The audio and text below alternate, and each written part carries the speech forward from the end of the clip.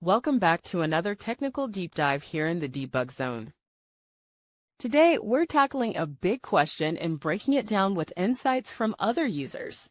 Hopefully, this clears up some misconceptions and helps you get the answer you need. So buckle up, stay a little curious, and let's jump right in.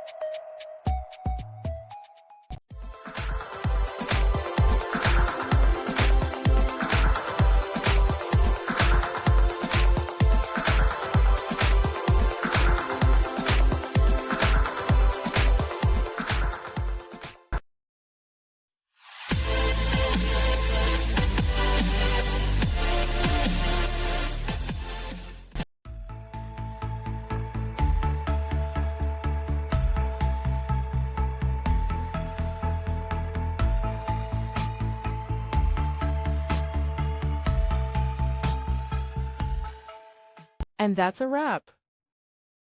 I hope you found the answer you were looking for. If you did, take a second to hit that subscribe button. It really helps out. And let me know in the comments which solution worked best for you. See you next time in the Debug Zone.